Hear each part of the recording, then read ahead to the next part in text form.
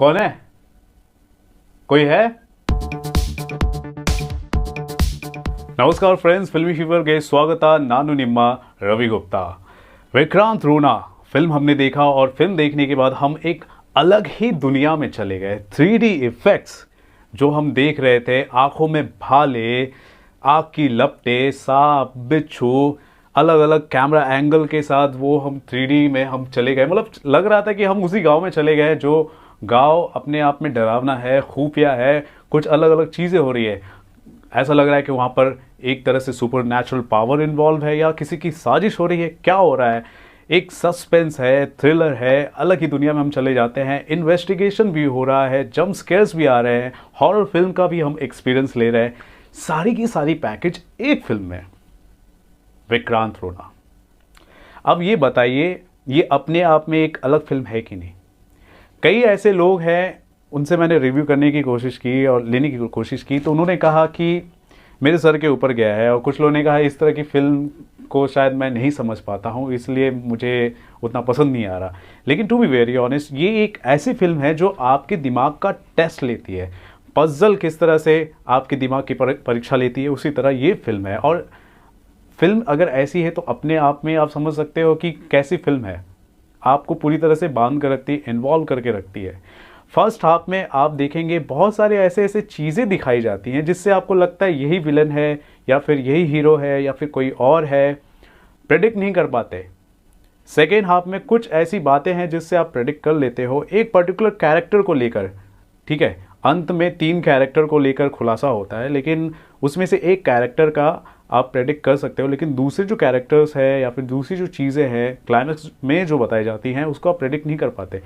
तो कई हद तक लोग प्रेडिक्ट नहीं कर पाते। तो अपने आप में ही ये जो फिल्म है सक्सेसफुल हो जाती है जब इस तरह के मोमेंट्स आपके साथ क्रिएट कर देती है। बात करते हैं दोस्तों बादशाह किच्चा सुदीप की। उनका प्रेजेंस, उनका स्टाइल, 60s के एरा में ये फिल्म बनी है और रेट्रो स्टाइल में पूरा का पूरा शूट हुआ है। उनका गेटअप, सिगार पीने का तरीका, किसी को भी पूछना है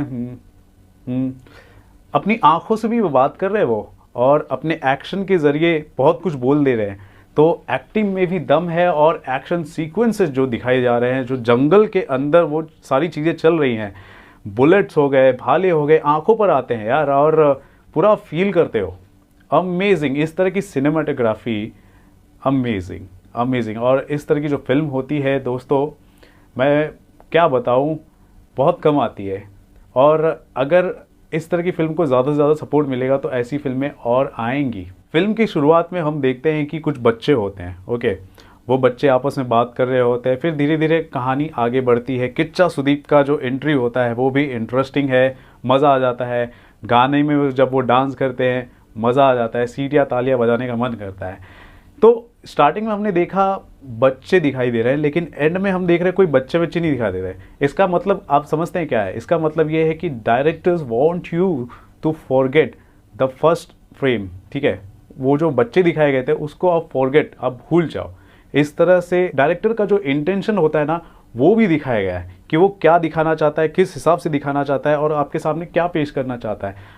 अंत में क्लाइमैक्स में आप देखते हैं कि जो गेटअप होता है वो काफ़ी चौंकाने वाला होता है। काफ़ी लोग सोच रहे हैं वो किस तरह का है। तो यक्षगाना एक पॉपुलर प्ले है, पॉपुलर गेटअप है कर्नाटका में, साउथ कर्नाटका में, वेस्टर्न रीजन में आप बात की जाए तो उसका गेटअप लिया गया है। और जो पिक्चर आप देखते हो जो बच्चों के ऊपर या फिर जो जिसकी भी लाश मिलती है उसके ऊपर जो रहती है वो भी यक्षगाना का ही कुछ इंस्पायर्ड पिक्चर रहता है।